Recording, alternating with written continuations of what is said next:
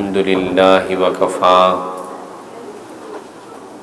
والصلاة والسلام علی عبادہ الذین اصطفیٰ اما بعد فقد قال اللہ تعالی فی الکلام المجید والفرقان الحمید قد افلح من تزکی وذکر اسم ربہ فصلی سبحان ربک رب العزة عما یصفون وسلام علی المرسلین والحمد للہ رب العالمین اللہم صلی علی سیدنا محمد وعلی آل سیدنا محمد وبارک وسلم اللہم صلی علی سیدنا محمد وعلی آل سیدنا محمد وبارک وسلم۔ انسان ظاہر اور باطن کا مجموعہ ہے۔ ظاہر وہ ہے جو کھلی آنکھ سے نظر آتا ہے، ہر شخص اس کو دیکھتا ہے، اور باطن وہ ہے جو چھپا ہوا ہے، جو رب کی ذات کے سوا کوئی نہیں دیکھ سکتا۔ لیکن ہم جانتے ہیں کہ انسان کا ظاہر اور انسان کا باطن یہ دو حقیقتیں ہیں۔ ہر مسلمان اس حقیقت کو جانتا ہے۔ کافر ہے جو روح کا منکر ہے، جو روحانیت کا منکر ہے۔ ایمان والا وہ ہے جو یہ جانتا ہے کہ بدن میں ایک روح ہے۔ یسألونک عن الروح قل الروح من امر ربی وما اوتیتم من العلم الا قلیلا۔ پوچھتے ہیں روح کیا ہے؟ کہہ دیجئے روح آپ کے رب کا ایک امر ہے، میرے رب کا ایک امر ہے، ایک حکم ہے، تمہیں بہت تھوڑا علم دیا گیا ہے۔ تو سارے مسلمان اس بات پر ایمان رکھتے ہیں کہ انسان روح اور بدن کا مجموعہ ہے، ظاہر اور باطن کا مجموعہ ہے، اور انسان اپنے ظاہر پر چونکہ خود بھی نظر ڈال سکتا ہے اور دوسرے بھی نظر ڈالتے ہیں، اس لیے اپنے ظاہر کو خوبصورت کرنے کے لیے، اس کی تزیین کرنے کے لیے بہت سے اقدامات اختیار کرتا ہے۔ اچھے اچھے لباس اختیار کرتا ہے، بالوں کو صاف رکھتا ہے، بال بناتا ہے، کنگھی کرتا ہے، ناخن صاف رکھتا ہے، خوشبو کا استعمال کرتا ہے، کپڑوں پر اگر کوئی داغ لگ جائے تو فوراً وہ کپڑے چینج کر لیتا ہے۔ اس کو تکلیف ہوتی ہے کہ میرے کپڑے میلے ہیں، ان پہ داغ کیوں لگا ہوا ہے۔ جوتی جو ہے وہ صاف ستھری رکھتا ہے، جوتی اگر ٹوٹی ہوئی ہو تو آدمی کو ایک خفت محسوس ہوتی۔ ایک دفعہ ہماری اکیڈمی میں ایک ورکشاپ ہوئی، ایک صاحب جو ماہر نفسیات ہے وہ ورکشاپ کرانے کے لیے آئے، تو انہوں نے ورکشاپ شروع ہوتے ہی کہا کہ تمام لوگ باہر چلے جائیں، سب اساتذہ تھے، باہر چلے جائیں اور ایک جوتی پہننی اور ایک جوتی نہیں پہننی، اور گیٹ تک جانا ہے اور جا کے سنتری صاحب کو سلام کر کے واپس آ جانا ہے، اور جو آپ کی محسوسات ہیں وہ آ کے بتانی ہے۔ چنانچہ ہم سارے گئے، انہوں نے کہا کہ اکٹھے نہیں جانا، دو دو کی ٹولیوں میں چلے جائیں، یہ ایک ایک بندہ ٹھہر جائے تاکہ اکٹھا ایک مجمع نہ بن جائے۔ تو 15-20 استاد ایک ایک دو دو کر کے گئے۔ اب سب کو لگ رہا ہے کہ سارے دیکھ رہے ہیں کہ میں نے جوتی ایک پہنی ہوئی ایک نہیں پہنی ہوئی، اندر یہ محسوس ہو رہا ہے نا ہر بندے کو، یار کتنا برا لگ رہا ہے۔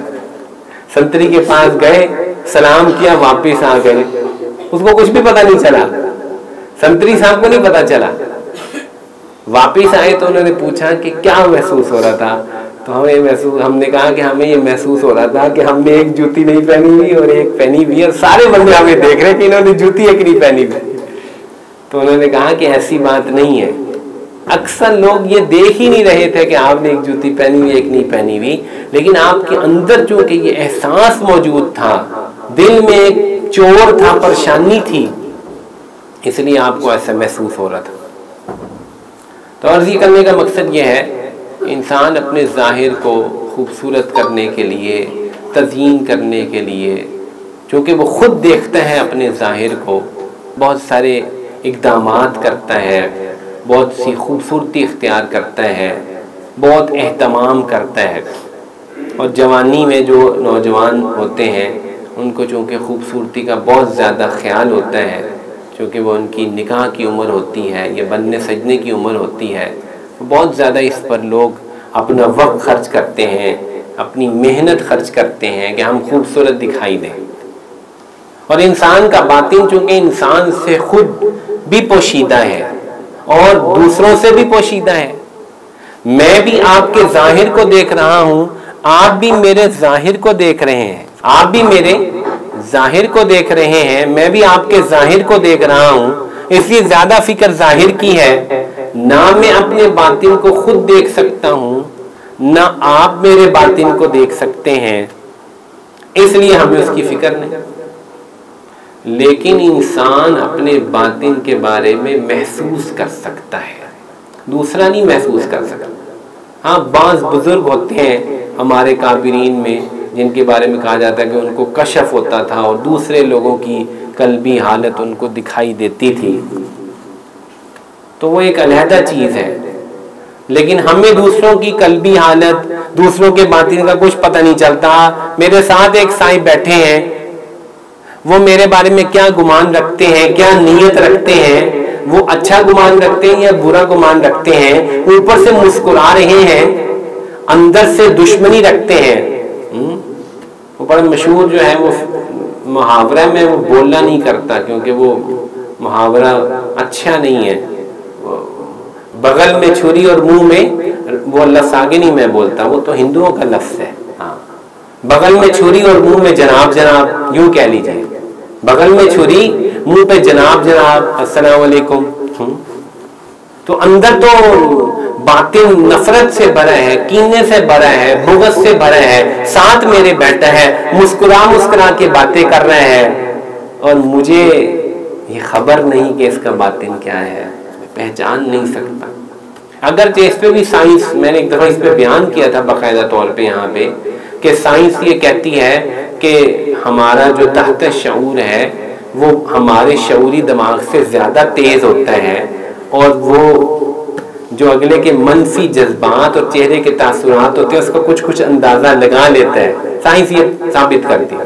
لیکن یہ میرا موضوع نہیں، تو میں کسی شخص کے باطن پہ نظر ڈال نہیں سکتا، اور رسول اللہ صلی اللہ علیہ وسلم نے اس سے منع بھی فرما دیا، رسول اللہ صلی اللہ علیہ وسلم نے اس سے منع بھی فرما دیا کہ دوسروں کی باطنی چیزوں کی تحقیق مت کرو، ولا تجسسوا ولا تحسسوا، منع فرما دیا۔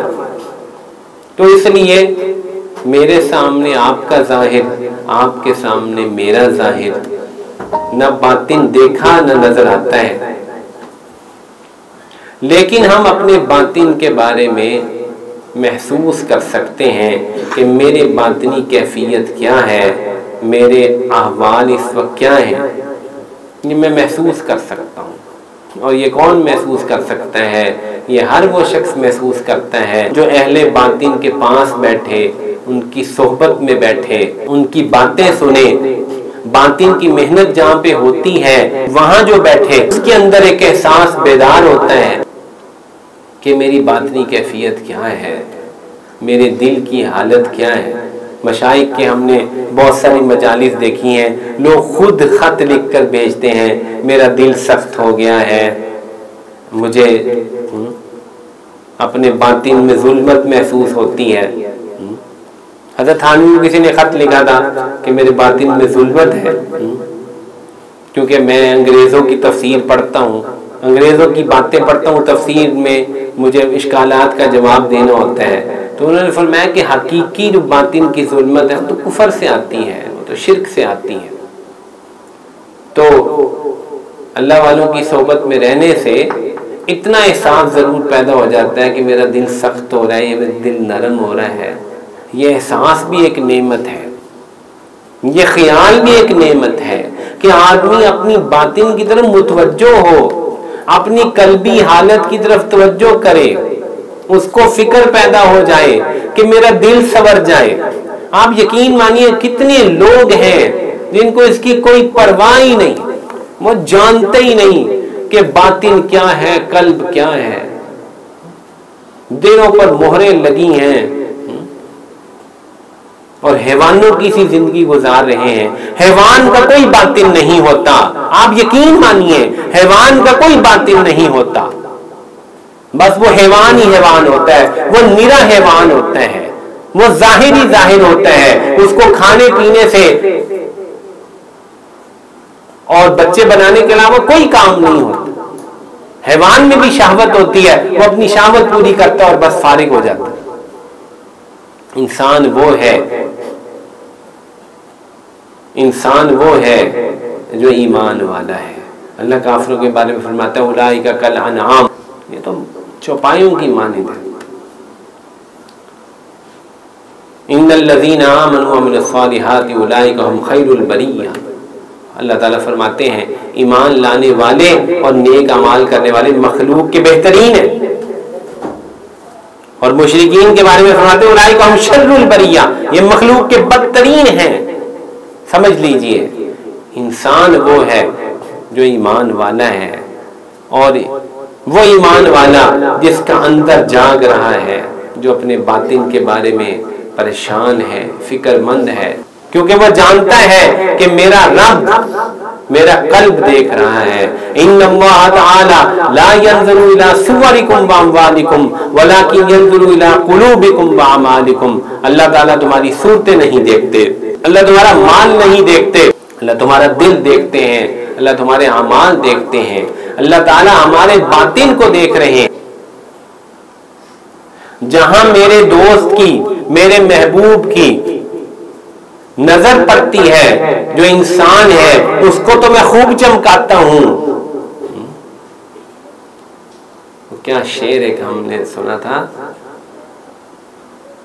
میں کپڑے بدل کے جاؤں کہاں, میں بال بناؤں کس کے لیے, وہ شخص تو شہر چھوڑ گیا, میں باہر جاؤں کس کے لیے. ناصر کاظمی, جب ہم چھوٹے ہوتے تھے تو بڑی غزل مشہور ہوئی تھی, میں کپڑے بدل کے جاؤں کہاں, جس کے لیے میں کپڑے بدل کے تیار ہوتا تھا وہ بندہ ہی شہر چھوڑ گیا, وہ کہتا ہے.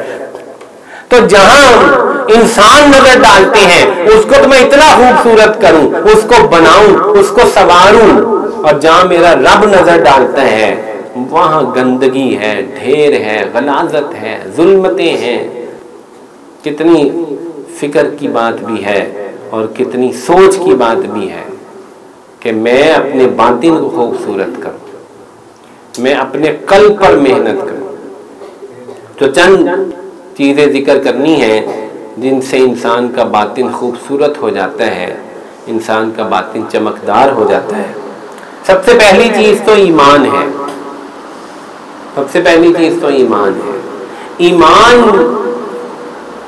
وہ چیز ہے جو انسان کے باطن کو منور کر دیتی ہے, انسان کے باطن کو روشن کر دیتی ہے, انسان کے قلب کو ہدایت ملتی ہے, انسان کے قلب کا اندھا پن دور ہوتا ہے. قلب بھی اندھا ہوتا ہے, اس کو کچھ سجائی نہیں دیتا. اللہ تعالیٰ فرماتے ہیں فَإِنَّهَا لَا تَعْمَى الْأَبْصَارُ وَلَكِنْ تَعْمَى الْقُلُوبُ الَّتِي فِي الصُّدُورِ. ان کی آنکھیں اندھی نہیں ہوئی, ان کے دل اندھے ہو چکے ہیں, ان کے دل اندھے ہو چکے ہیں. سینوں میں جو دل رکھتے ہیں وہ پتھر ہیں. بنی اسرائیل کی نافرمانیوں کے بعد فرمایا کہ ان کے دل جو ہیں وہ سخت ہو گئے, پتھروں سے زیادہ سخت ہو گئے. قست قلوبکم فہی کالحجارۃ او اشد قسوہ, پتھروں سے زیادہ سخت ہو. تو ایمان جب اندر آتا ہے تو دل کا اندھا پن دور ہو جاتا ہے, دل کو آنکھیں مل جاتی ہیں, دل دیکھنے لگتا ہے, ہدایت سوجنے لگتی ہے. اللہ تعالیٰ نے اپنے نبی کو فرمایا فَإِنَّكَ لَا تُسْمِعُ الْمَوْتَىٰ, آپ مردوں کو نہیں سنوا سکتے, آپ مردوں کو نہیں سنوا سکتے. مردے کون؟ کافر. فرمایا آپ ان کو سنوا ہی نہیں سکتے, آپ ان کو راہ دکھلا ہی نہیں سکتے, کہ ان کے دل کی آنکھیں ہی اندھی ہیں. تو باطن کے چمکنے کا آغاز, اس کی خوبصورتی کا آغاز ایمان سے ہے. جتنا ایمان مضبوط ہوگا اتنا اس شخص کا باطن اللہ کے ہاں پسندیدہ ہوگا. اور باطن کی انتہائی داغدار چیز نفاق ہے ہمارے لیے. نفاق بہت ناپسندیدہ ہے, بہت اللہ کو ناپسند ہے. نفاق کیا ہے؟ دو رنگی, ذو وجہین, دو چہروں والا, دو چہروں والا. اعتقادی منافق ہوتے تھے رسول اللہ صلی اللہ علیہ وسلم کے زمانے میں, وہ تو مسلمان ہی نہیں ہوئے تھے, تو مسلمان ہی نہیں ہوئے تو صرف اوپر سے کلمہ پڑا تھا. لیکن اب منافقت ہے, منافقت کی تہ در تہ درجے ہیں. یہ منافقت انسان کے باطن کو گندا اور بدبودار کر دیتی. اللہ تعالیٰ نے منافقوں کے بارے میں قرآن میں فرمایا کہ ان کو چھوڑ دیجیے, فَإِنَّهُمْ رِجْسٌ, یہ گندے ہیں. یہ ظاہر میں تو بڑے صاف تھے, سب منافقین اٹھا کے دیکھ لیجئے, کَأَنَّهُمْ خُشُبٌ مُسَنَّدَةٌ, فرمائے یہ تو بڑی جو ہے وہ چنی ہوئی جو ہے وہ ایسے دیوار سے ٹیک لگی بڑی خوبصورت لکڑیوں کی مانند ہے. اندر سے کھوکھلے تھے نا, باہر سے تو بہت خوبصورت تھے. اللہ کیوں کہہ رہے ہیں یہ گندے ہیں؟ کیونکہ ان کا من گندا تھا, ان کا باطن گندا تھا. فَزَادَتْهُمْ رِجْسًا إِلَىٰ رِجْسِهِمْ وَمَاتُوا وَهُمْ كَافِرُونَ, فرمائے یہ گندگی میں بڑھتے ہی چلے جائیں گے اور کفر پہ جا مریں گے. میرے بھائیوں, سب سے زیادہ جو چیز باطن کو گندا کرتی ہے وہ منافقت ہے. میں آپ کو مثال دیتا ہوں اس کی. ایک آپ نے سفید سوٹ پہنا ہو کاٹن کا, خوبصورت ہے, خوبصورت کاٹن کا سوٹ آپ نے پہنا ہو ایسے, اور آپ کسی تقریب پہ جا رہے ہوں اور کسی وجہ سے کالی سیاہی جو ہے وہ گر جائے اس سوٹ پر, کالی سیاہی گر جائے, کیا آپ کو خیال ہے کس قدر بدبودار, کس قدر بدنما داغ ہوگا اس سوٹ پر؟ یہ ہمارے بچہ آس اکیڈمی میں پڑھتا ہے محمد, وہ خطاطی وہاں شروع ہوئی, اور چونکہ یونیفارم بھی سفید ہے, کاٹن کے 3-4 سفید جوڑے سلوائے, ادھر سے خطاطی شروع ہو گئی. اور وہ خطاطی بھی وہی, وہ کاربن پیپر کے اوپر کچے قلم لکڑی کے اور دواتیں, محسوس نے وہی کام کیا, پوری دوات الٹ دی. کیا خیال ہے آپ کا؟ وہ سوٹ جس پر ایک دوات کالی سیاہی کی گر جائے کس قدر بدنما داغ ہوگا. آپ جائیں گے اس کو کسی ولیمے پر, کسی پارٹی پر کہیں پہن کے, آپ کہیں گے یار یہ تو بیکار ہو گیا, تو سوٹ ضائع ہو گیا. میں نے بھی یہی کہا, سوٹ ضائع ہو گیا. یہ کالک, یہ سیاہی جو سفید سوٹ پر گرے اتنی بدنما لگتی ہے, اتنی بری لگتی ہے, اس سے زیادہ بری منافقت ہے جو انسان کے سفید اجلے باطن کو کالا کر دیتی, داغدار کر دیتی. خدا کی قسم آپ مثالیں دیکھیے شریعت کی. اللہ کے نبی فرماتے ہیں جب ایک گناہ کرتا ہے تو دل پہ ایک سیاہ نقطہ لگ جاتا ہے. اگلی دفعہ اس کو بہت بچے کو کہا کہ احتیاط کرنا بیٹے, احتیاط کرنا, سیاہی قمیض بدل لینا. وہ پھر اس بچے کو سمجھ نہیں آئی, اگلی دفعہ چھینٹے اڑی, وہ فرنٹ پہ کوئی چھوٹے کوئی 25 ایک داغ لگ کے آ گئے. میں نے کہا انا للہ, دوسرا بھی ضائع ہو گیا سوٹ. ظاہری بات ہے کالے چھوٹے داغ. اللہ کے نبی فرما رہے ایک گناہ کیا ایک داغ لگ گیا, پھر ایک گناہ کیا پھر ایک داغ لگ گیا, پھر گناہ کیا ایک داغ, وہ کالا ہو گیا سارا دل. حب دنیا منافقت کی بڑی وجہ ہے. حب دنیا, آج جو ہمیں چاروں طرف جو بدعملی نظر آتی ہے, بدعملی, اس کی وجہ حب دنیا ہے, سستی نہیں ہے. میں بڑی دفعہ یہاں تنبیہ کر چکا ہوں اس موضوع پر.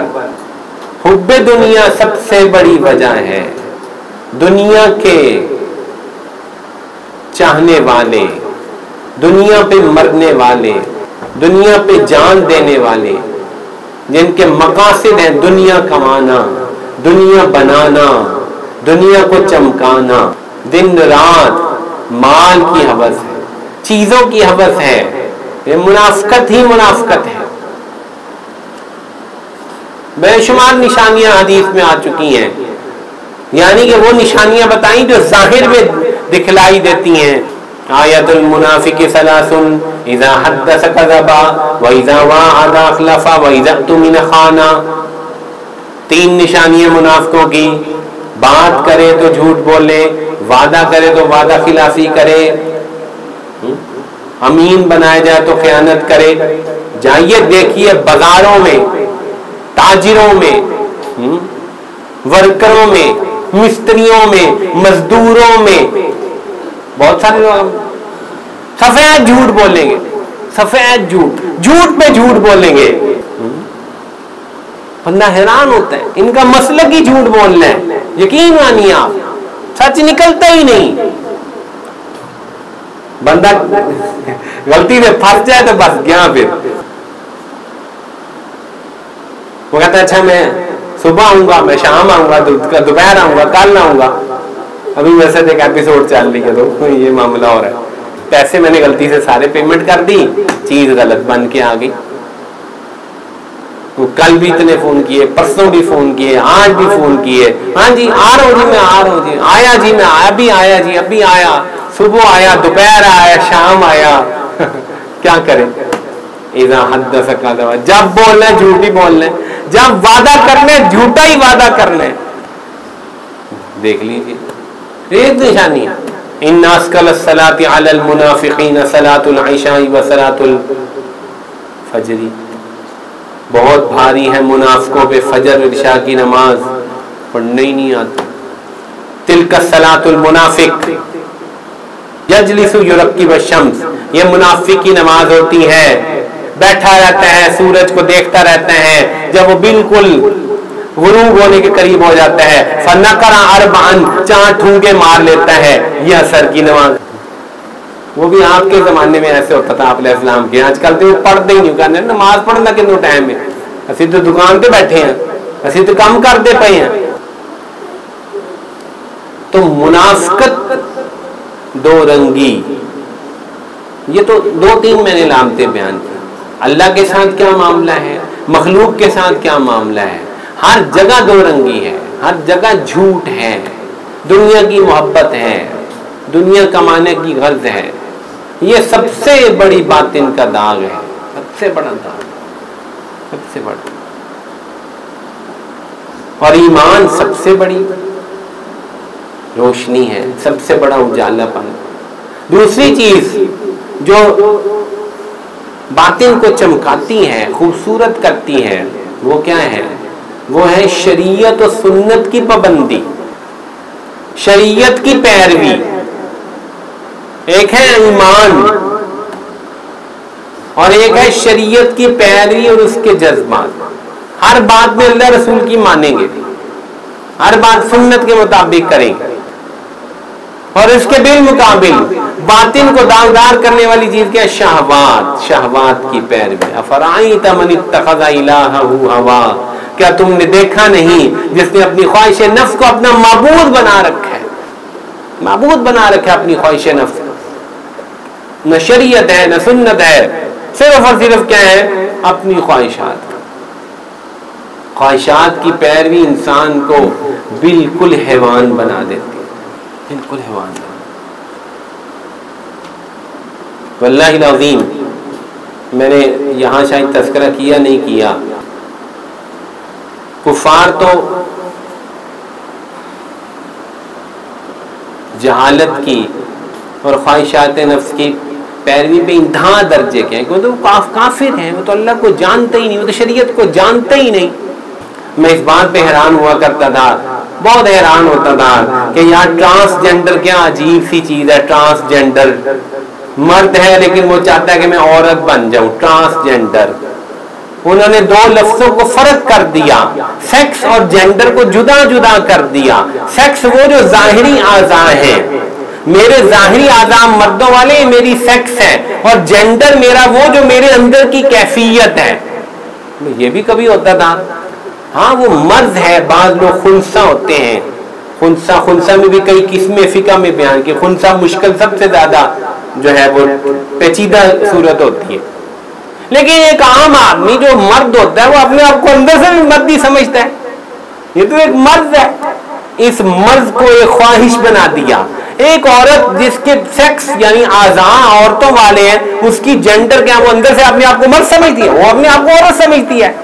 کہا نہیں, جو اوپر سے مرد ہے ہو سکتا ہے وہ اندر سے عورت ہو, اس کا دل چاہتا ہو کہ میں عورت بن جاؤں تو ٹھیک ہے, اس کو آزادی ہونی چاہیے. قانون حکومت پاکستان نے پاس کر دیا, باقاعدہ ہسپتالوں میں پورے ٹرانسجینڈر وارڈ کھول رہے ہیں. جناب آپ کو پتہ نہیں, شاید اتنی تیزی سے کام ہو رہا ہے. آپ جائیں, آپ کہیں جی مجھے عورت بنا دیا جائے, ناظرہ پابند ہے کہ آپ عورت بن کے آئیں, آپ کا شناختی کارڈ چینج کرے گی. قانون موجود ہے جناب اس وقت, پچھلے دنوں مجھے پتا چلا کہ قانون موجود ہے. یہ ناظرہ آپ کا کارڈ چینج کر کے دے گی, آپ کو عورت ڈکلیئر کرے گی. میں کہتا تھا یا اللہ یہ کیا ہو رہا ہے, اللہ تعالیٰ بچا مجھے بھی, میری مت ماری جائے. رب رسے دے عقل خود سے, میری مت ماری نہ جائے, اللہ مجھے بچا. ہمیں اللہ نے مرد بنایا ہے, اللہ نے بنایا ہے, اللہ کی تقسیم ہے, خدا کی قسم اللہ نے بنایا ہے.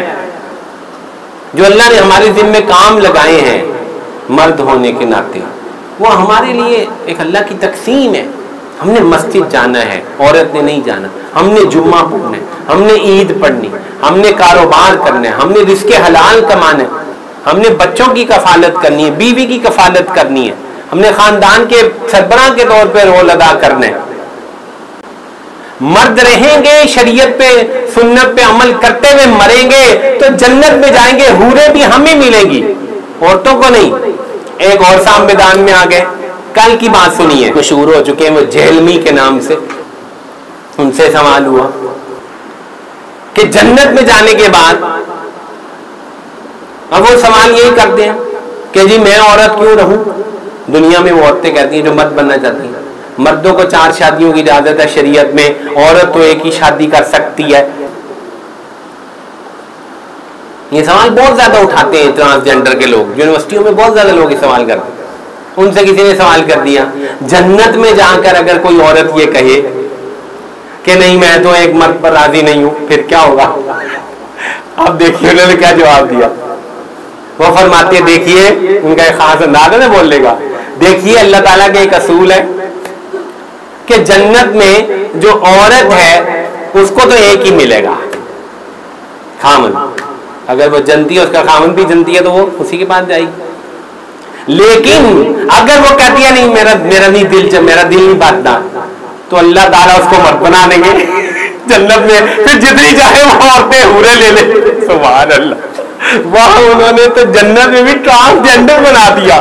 میں تو حیران پریشان یہ کل سن کے کہ اللہ اکبر, ہم تو دنیا میں رو رہے تھے کہ یہ عورت مرد بننا چاہتی ہے اور مرد عورت بننا چاہتا ہے. انہوں نے جنت میں بھی ثابت کر دیا کہ عورت کہے گی نہیں مجھے مرد بنا دیا جائے, تو اللہ تعالیٰ اسے مرد بنا دیں گے, پھر اس کو حوریں دے دیں گے.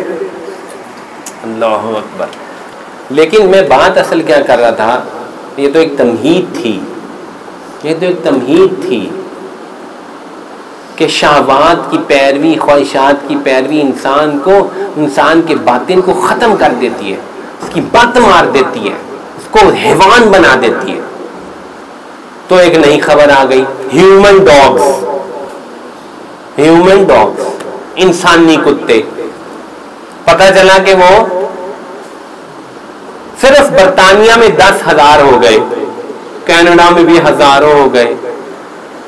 برطانیہ میں 10,000 سے زیادہ انسانی کتے موجود ہیں. اچھا مجھے باقاعدہ ایک صاحب نے اس کے ویڈیو بھیجی کہ آپ دیکھ لیں اس کو.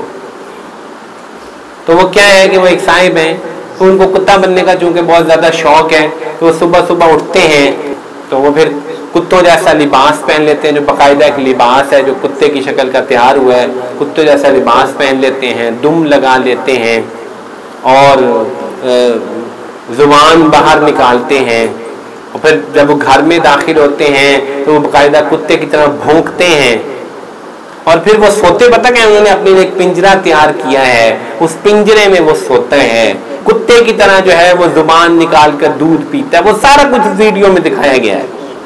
میں نے کہا یا اللہ تیرا شکر ہے اللہ, اتنا میری عجیب حالت ہوئی اس کو دیکھ کر، اس قدر میری طبیعت پہ جو ہے وہ بوجھ ہوا، میں آپ کو بیان نہیں کر سکتا کہ شہوات کی پیروی، خواہشات کی پیروی انسان کے باطن کو اتنا داغدار کر دیتی ہے کہ وہ انسان ہی رہنا پسند نہیں کرتا۔ باقاعدہ طور پہ انہوں نے مطالبہ کیا ہے، جلوس نکالا ہے کہ ہیومن ڈاگز کے جو ہے وہ رائٹس جو ہے ان کو پریزرو کیا جائے، اور بسوں میں باقاعدہ ہیومن ڈاگز انسانی کتوں کی سیٹیں مقرر کی جائیں، ٹرینوں میں اور سینما میں اور ہر جگہ ان کو حقوق دیے جائیں، کتوں کو انسانی کتے ہیں، وہ کتے بن کے رہنا چاہتے ہیں۔ اللہ اکبر! اس نعمت اسلام پہ کیسے ہم اللہ کا شکر ادا کریں، کیسے شکر ادا کریں؟ اللہ کا شکر ادا ہو نہیں سکتا کہ اللہ نے ہمیں رسول اللہ صلی اللہ علیہ وسلم کی امت میں پیدا کر دیا، یہ دین دے دیا، روشن شریعت دے دی۔ اس شریعت پہ چلنا، ہر وقت اس شریعت کو اپنے لیے سب کچھ سمجھنا، یہ ہے اصل، یہ انسان کے باطن کو چمکاتا ہے۔ اور اس شریعت کو چھوڑ دینا، شہوات کی پیروی کرنا، خواہشات کی پیروی کرنا، یہ انسان کو حیوان بنا دیتا ہے، اسفل السافلین تک اتار دیتا ہے۔ اور تیسری چیز جو انسان کے باطن کو داغدار کرتی ہے وہ عنف ہے، عنف، سختی۔ اللہ کے نبی نے فرمایا نرمی جس چیز میں داخل ہوتی ہے زانہ، اس کو زینت دیتی ہے۔ نرمی انسان کے باطن میں جاتی، زینت دیتی ہے۔ عنف، نرمی کی الٹ ضد، سختی، جس چیز میں داخل ہوتی ہے شانہ، اسے داغدار کر دیتی ہے۔ تو انسان کے باطن میں جب سختی جاتی ہے تو اس کے باطن کو داغدار کر دیتا ہے۔ غصہ، کینہ، یہ اخلاق جو ہیں یہ برے اخلاق، بغض، حسد، اس کی بنیادی وجہ یہ سختی ہوتی ہے طبیعت کی، اور تکبر ہوتا ہے طبیعت کا۔ جب آدمی سخت ہوتا ہے قلبی طور پہ، باطنی طور پہ، اس کے اندر تکبر بھرا ہوتا ہے، تکبر بھرا ہوتا ہے اس کے، اور یہ تکبر جو ہے انسان کے باطن کو خراب کر دیتا ہے۔ تو غصہ آتا ہے، اس کو دوسرے حقیر لگتے ہیں، اور وہ اپنے آپ کو پتہ نہیں کیا چیز سمجھتا ہے، سمجھ نہیں آتی، اس کو سمجھ نہیں آتی کہ میں ہوں کیا، وہ دوسروں کو وہ کچھ بھی نہیں سمجھتا۔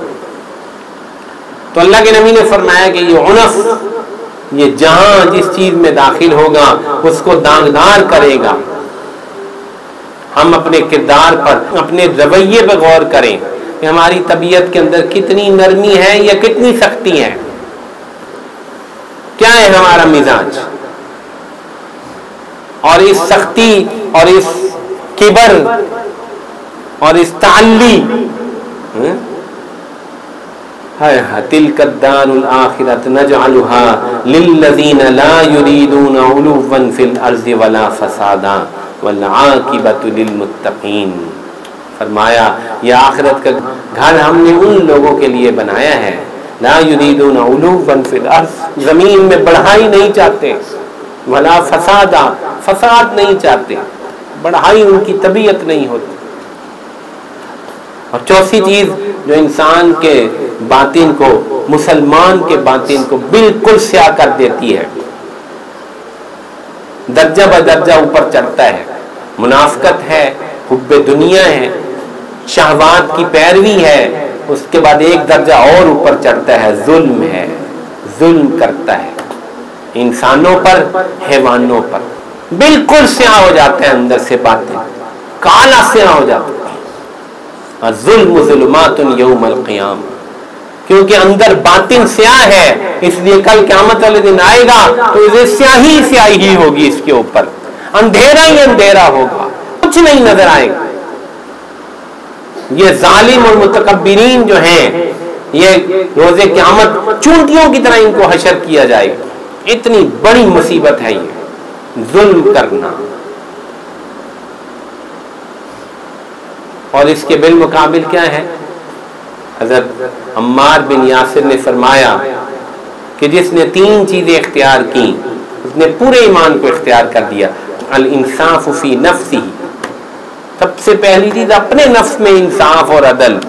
اپنے نفس میں ظلم تو یعنی کہ میں اپنے ساتھ بھی عدل کرتا ہوں, دوسروں کے ساتھ کتنا عدل کرتا ہوگا جو اپنی جان کے بارے میں عدل کرے.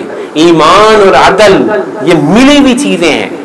جو ایمان میں ترقی کرتا ہے, شریعت کی پیروی میں ترقی کرتا ہے, طبیعت میں نرمی ہوتی ہے, المؤمن غر کریم, اس کے اندر بجائے ظلم کے خیر خواہی بھر جاتی ہے. الدین والنصیحہ یہ ٹاپ کا درجہ ہے. الدین والنصیحہ, دین تو خیر خواہی کا نام ہے. اپنا پرایا, چھوٹا بڑا, جانور انسان حیوان کچھ بھی ہو, اور اس کے بالمقابل جب باطن سیاہ ہوتا چلا جاتا ہے تو آخر میں انسان ظالم بن جاتا ہے.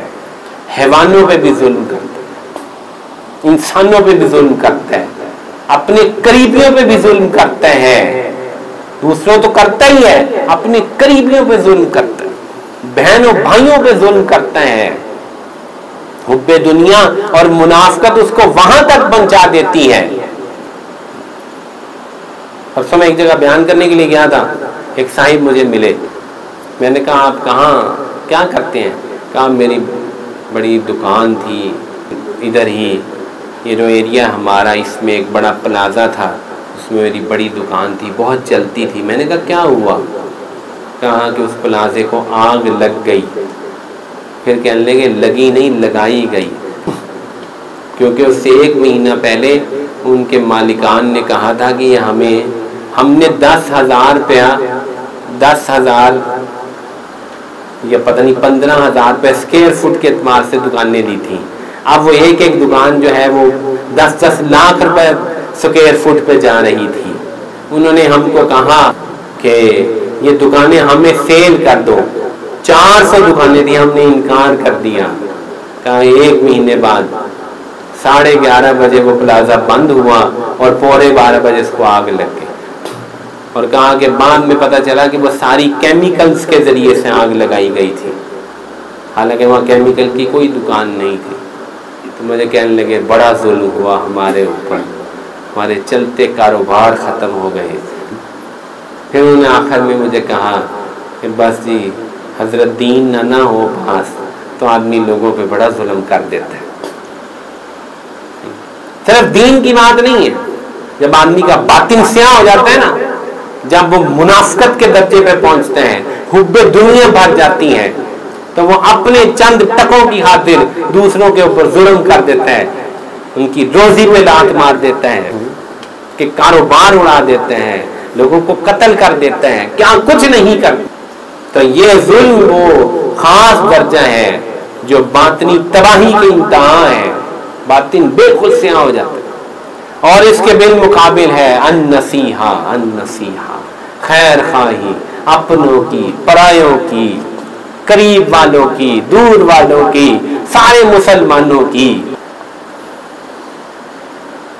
ہر زمانے میں کچھ بڑے بڑے بزرگ ہوتے ہیں, اس میں کتب ہوتے ہیں, ابدال ہوتے ہیں, ہم نے نام سنا ہوگا. وہ ابدالوں کی صفت کیا ہوتی ہے؟ وہ مسلمانوں کی خیر خواہ ہوتے ہیں, مسلمانوں کا غم کھاتے ہیں, مسلمانوں کے لیے دعائیں کرتے ہیں. یہ وہ لوگ ہوتے ہیں جو ایمان کے اعلیٰ ترین درجے پہ ہوتے ہیں. اور یہ ظلم ظالم ایسا اس درجے پہ پہنچ جاتا ہے کہ اس کو انسان دکھلائی نہیں دیتے, اس کو انسان بالکل کیڑے مکوڑے دکھلائی دیتے ہیں. خدائی قسم کہتا ہے کچھ نہیں, خیر اور مارتے 4 مار دو, 10 مار دو. لوگوں کی جان مال اس کے لیے ایسے بے وقت ہو جاتی ہے کہ جیسے اس کے لیے کچھ بھی نہیں. ایک مکھی مار دی تھی جیسے, ویسے ایک انسان مار دیتا. اور ایسے لوگ کل قیامت والے دن اٹھیں گے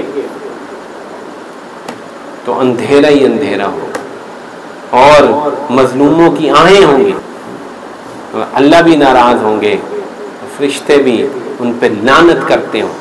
اس کے بالمقابل جو اہل ایمان اٹھیں گے ان کے باطن ایسے چمک رہے ہوں گے, خوبصورت ترین دل اور خوبصورت ترین باطن لے کر آئیں گے.